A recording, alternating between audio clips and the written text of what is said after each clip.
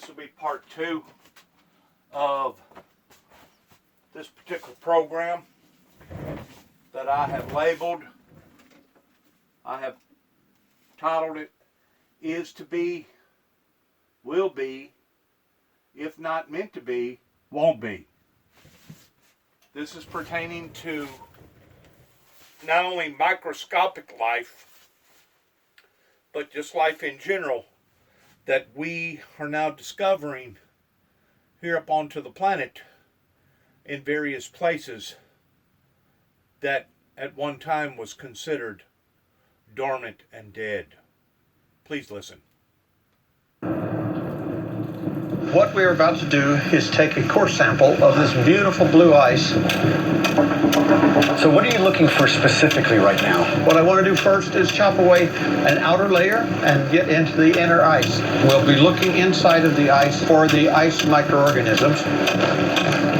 Now we know there can't possibly be any contamination because this ice has been in the glacier and now is only freshly exposed. And now we take the core. Now we're into the ice. Pull the ice core out.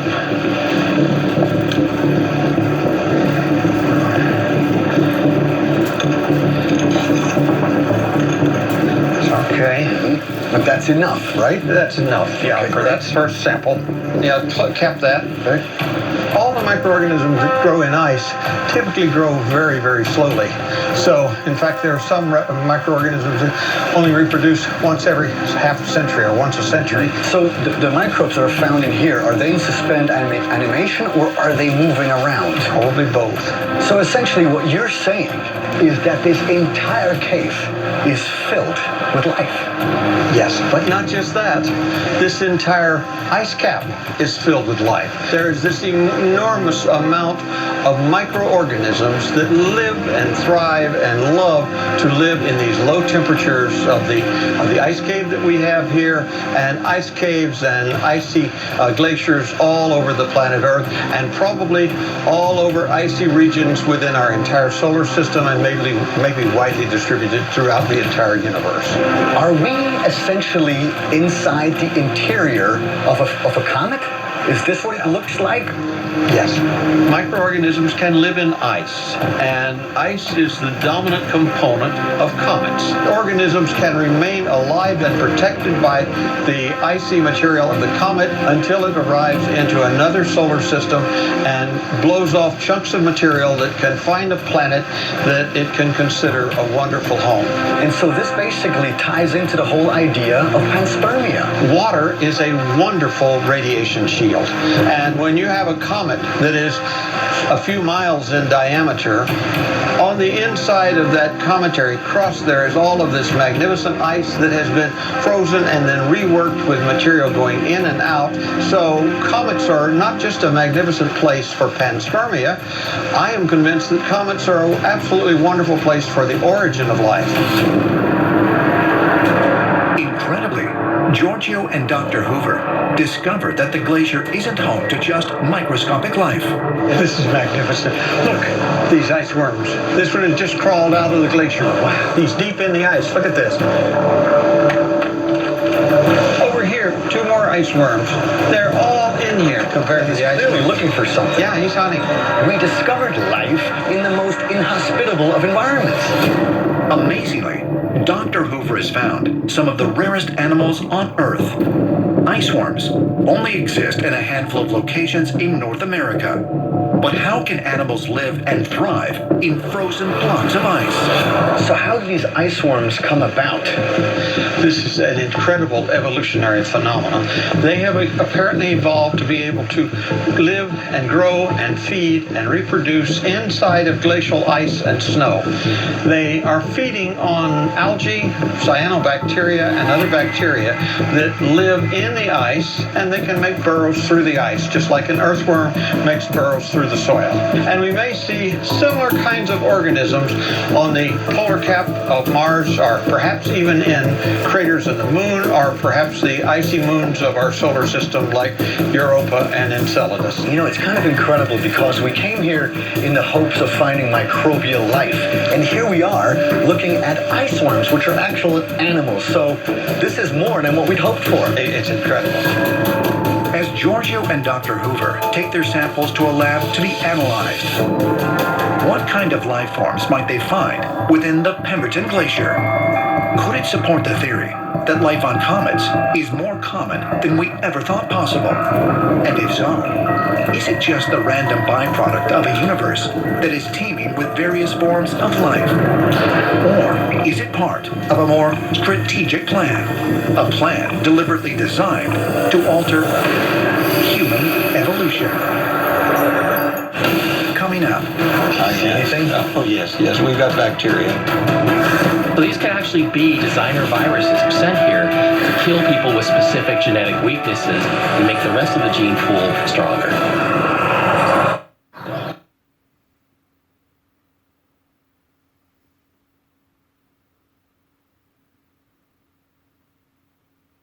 The Folks Top Secret Evidence Revealed premieres tomorrow at 8 on History. Buried deep in the past, my secret ancient alien Theorist Giorgio Tsoukalos and retired NASA scientist Dr. Richard Hoover have just collected deep ice core samples from the Pemberton Glacier in Whistler, Canada. First sample that we got.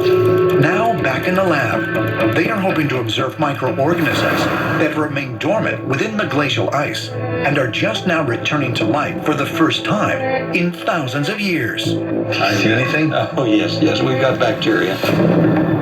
This is fantastic. I mean, look at this one spinning right here. And this one just moves straight across the screen. And this one is tumbling.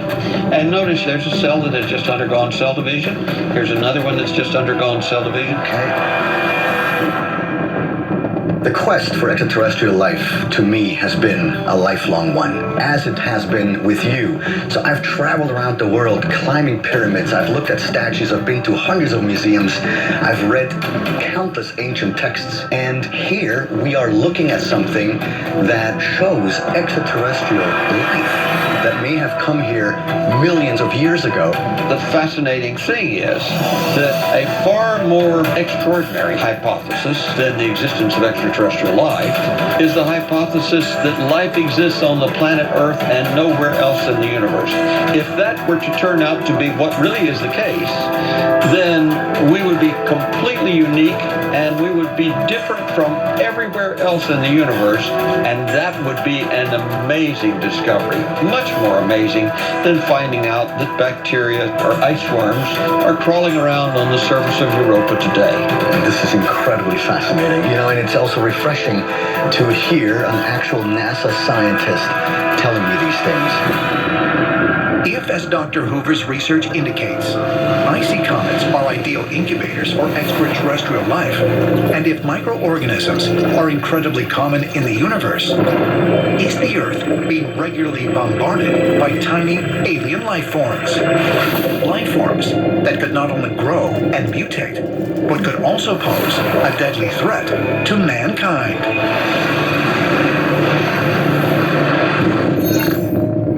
Sussex, England, 1992. Cattle are slaughtered by the thousands as government officials try to prevent the spread of the most frightening new disease on Earth. Called mad cow disease, it is an entirely new kind of illness caused by bizarre proteins called prions. So mad cow really sort of challenged our traditional concepts of disease causation in the sense that it wasn't a bacterium, it wasn't a virus. It's actually a sort of like rogue proteins that don't fold correctly and sort of pass on that information to other proteins, and that sort of makes them dysfunctional as well. Some of the microbes found in cometary debris contain chemical structures very similar to prions. They could have been introduced from space because of the fact that mad cow disease seemed to have appeared rather abruptly and been transferred rather widely. According to ancient astronaut theorists, the sudden appearance of mad cow disease raises an intriguing question. Could many of history's worst epidemics have come from space? And if so, did they come here purely by chance? Or were they sent here on purpose? What if the terrible plagues that ravaged the Earth were the result of alien viruses that are constantly bombarding the planet? August 26th, 1976. The small village of Yambuku in Zaire is struck by a deadly disease that causes victims to ooze blood from every orifice. The name of the disease, Ebola. Ebola is a viral hemorrhagic fever of humans and other primates. So it causes like massive internal bleeding and often death in like over 50% of cases. Initially thought to be a new disease, alert historians recognize the symptoms of Ebola as being identical to those of an epidemic that ravaged the Roman Empire nearly 2,000 years ago. In 250 AD, the plague of Cyprian struck the city of Carthage in North Africa. Incredibly contagious. It caused infected victims to ooze blood from every orifice, just like Ebola virus, and killed off half the population. But just as quickly as it appeared, the plague seemed to disappear completely from the planet. If Ebola is present on Earth in the 3rd century and it then disappears all the way through to the 1970s, if it isn't somewhere hiding on Earth, is it possible that it was out in space itself, perhaps on a comet, and that this is the reason why it returned on a comet itself to rain down more misery on humanity? Was the virus that we know as Ebola really dormant for nearly 20 centuries? Or was it deliberately sent to Earth not once, but twice?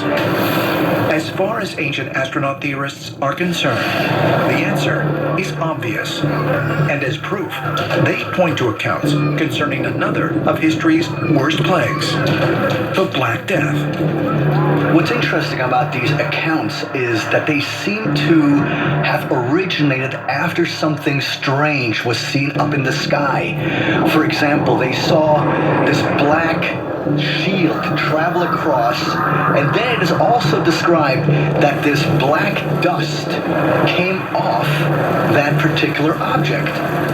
Also, in the wheat fields, they reported these strange figures holding some type of device, like a sickle. Some people feel today these reports were some types of extraterrestrials causing the disease. Ironically, with half the population gone, those who survived the plague enjoyed twice the wealth and natural resources of the previous generation. They also had much stronger immune systems. So could this have been part of some deliberate extraterrestrial plan? Ancient astronaut theorists believe that such an audacious notion is possible. If you're an alien culture and you're seeing Earth overpopulating to the point where the planet can't sustain the population, what do we do with animals in the wild? We cull them. What if these plagues were alien cultures culling us? So these could actually be designer viruses, designer bacteria that are sent here to kill people with specific genetic weaknesses and make the rest of the gene pool that much stronger. But if extraterrestrials are trying to cull our population or strengthen our genetic makeup through the introduction of microbes, why? Some ancient astronaut theorists suspect that the ultimate objective is to make us more like them. Coming up, we could be the cousins of other entities from additional solar systems, even faraway galaxies. It's very possible that an alien intelligence is tinkering with our DNA to try to make us more compatible to them.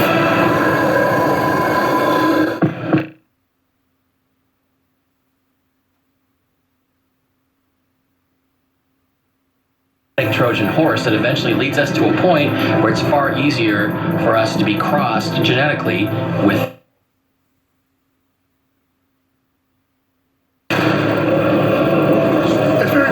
that an alien intelligence is tinkering with our DNA to try to make us more compatible to them, and that perhaps one day the two species will unite, and they will no longer be our gods, but we will be their equals.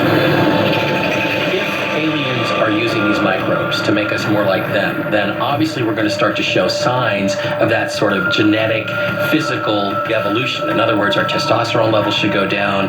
We're going to become more frail. We're probably going to become more androgynous. Our intelligence is going to be spiked. Some point out that these changes are happening already. There are trends in the evolution of human beings right now. Sperm counts are going down.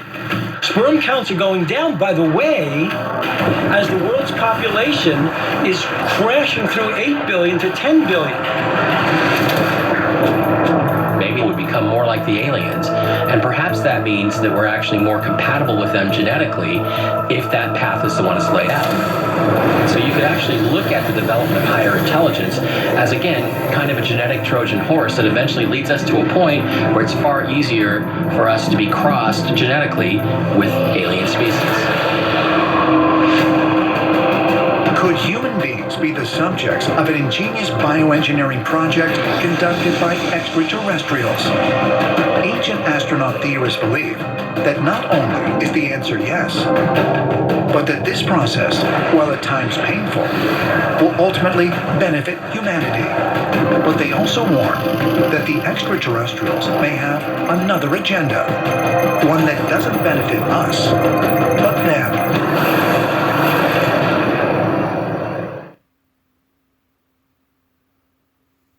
We should investigate this. You know how to expose it.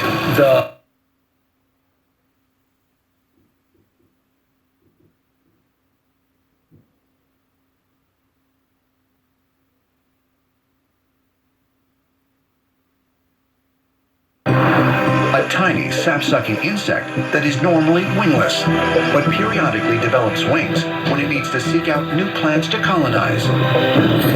What they found is that the genes that form the on-off switch for wings belong to a virus, the genome of which has become fully incorporated into that of its host. The researchers suggest that while this is beneficial to the aphid, it is actually the virus that induces wing development in order to spread itself around.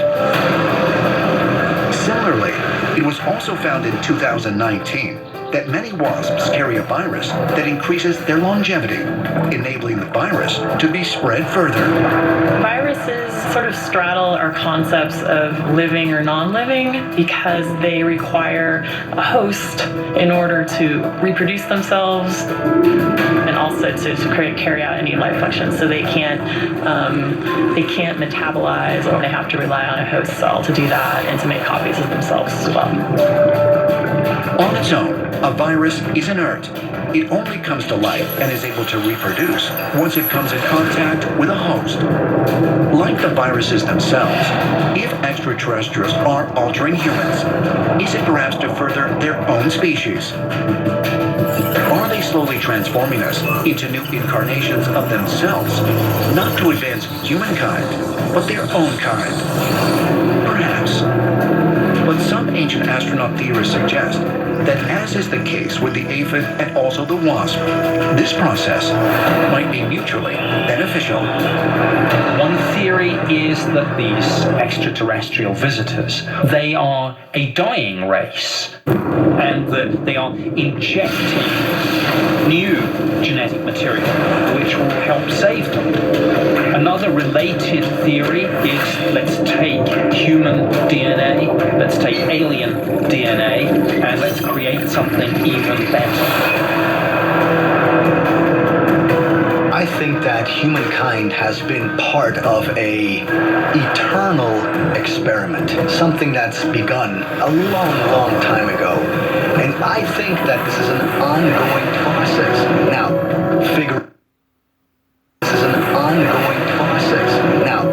figuring out what what the change is your guess is as good as mine. If we find that viruses do come from space, then we know that because there is a relationship between viruses and evolution, that this is something that must be universal. It's something that connects us with every other possible life source everywhere out there in the universe. Is it possible that the history of disease on our planet is not only a human story, but an extraterrestrial one? As far as ancient astronaut theorists are concerned, the answer is a profound yes. And if such a notion is true, they insist that these so-called alien infections are not meant to destroy us, but to serve as a kind of inoculation, a preparation for the day when mankind comes face to face with its alien relatives. That's one analogy and one way of putting it pertaining to the supernatural forces that we know are real, or a lot of us know that are real, towards defining it as a alien type source. I personally would rather present it in a spiritual, angel, supernatural force, a spirit. But if you want to use the analogy that it was an alien that done it versus an angel or a spirit that done it, that's fine with me. The fact of the matter is there is supernatural forces at work that are altering us in evolving the way that they intend for us to go. And whenever society gets so out of field to the point that society has become an enemy of itself, then is whenever I personally believe such catastrophes hit the Homo sapien race towards thinning us out, and those that just didn't make it, and those that did make it, hopefully they will survive and become stronger and smarter and more powerful to the point that they can evolve to that in which what these supernatural forces intend for us to evolve off into.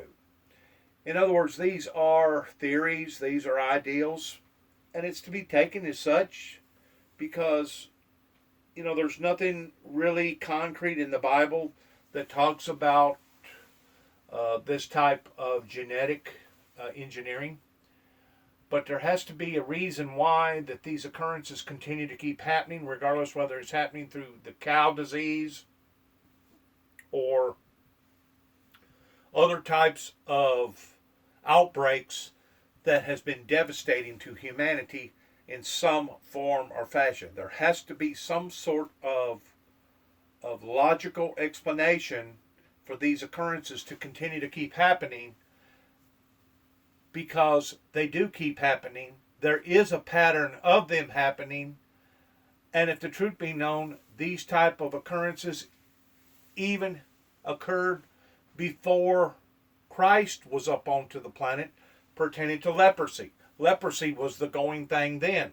And like they said, there was a disease that took out Rome, and there was probably other diseases that took out other cultures and other societies throughout the planet of those that was just not in tune with the involvement of the supernatural forces. I don't know if that makes any sense to you or not, but that's how that I have kind of put all this together, in addition to the reality of flesh and bone versus the spirit world. There is so much that mankind has yet to discover. There is so much that mankind has yet to evolve off into. It's not even, we haven't even scratched the surface pertaining to the entities that that are within our own bodies, much less the entities in our seas, or the entities on our land, or the entities in our ice, or the entities in our space. There's so much that we have not even, probably less than 2%. We know 2% of that in which what is occurring around us, below us, under us, above us. We know basically 2%. And the other 98% has yet to be discovered. Good luck to all of us. Thanks for listening. And shalom. God bless, and God bless America.